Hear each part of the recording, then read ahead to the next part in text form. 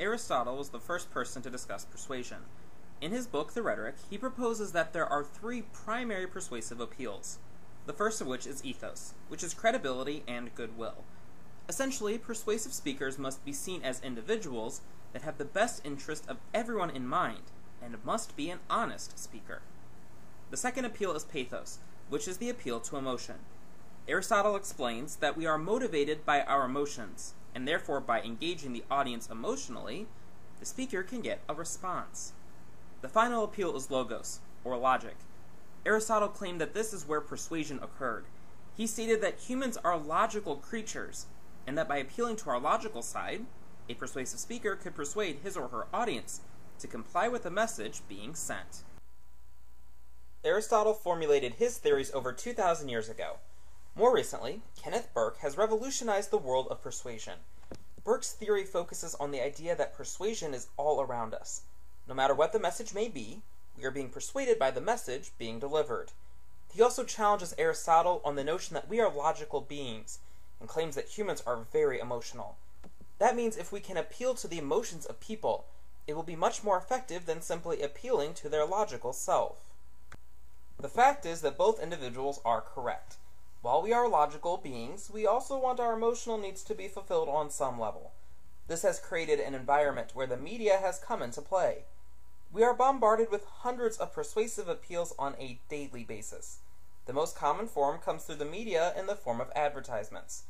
Advertisements are put out by a company to persuade us as a consumer to buy their product or service. Advertisements use a variety of appeals that make us react emotionally or change our logic. Now let's look at some examples of persuasion through advertisement.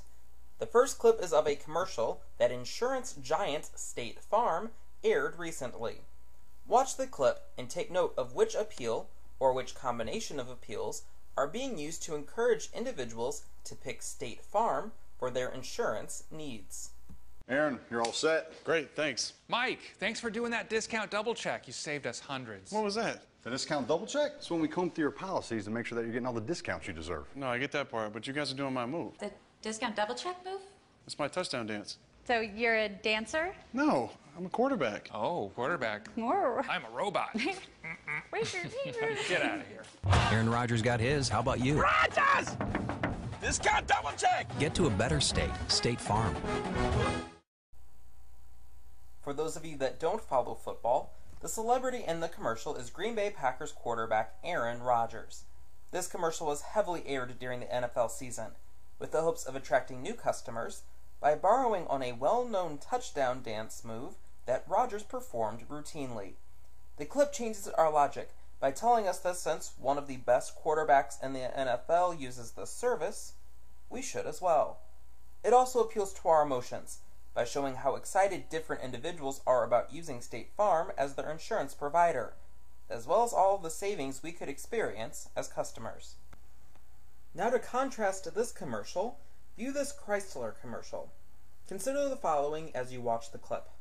Chrysler was hit hard by the 2008 economic recession. Its car sales tanked, and the company desperately needed government assistance to avoid shutting its doors. At the time, consumers were also very wary of importing products from foreign nations, such as China. Speramos meliora, resurgit cineribus. We hope for better things. It will rise from the ashes. That's the motto of our fair city. And from that city comes a car with something to prove. A car with a refined suspension and one of the most elegant designs of any car in its class. This is the Motor City, and this is what we do. The idea behind this commercial is purely emotional. Many consumers want an elegance to the products they buy. Detroit was hit hardest by the economic downfall of 2008, and the commercial insinuates that even though the city is still recovering, buying a Chrysler could make all of the difference. The final portion of the commercial that is important to notice is the phrase imported from Detroit. While other cars and products are being imported from nations around the world, Chrysler wants to remind its customers that its cars are still being made only here in the United States.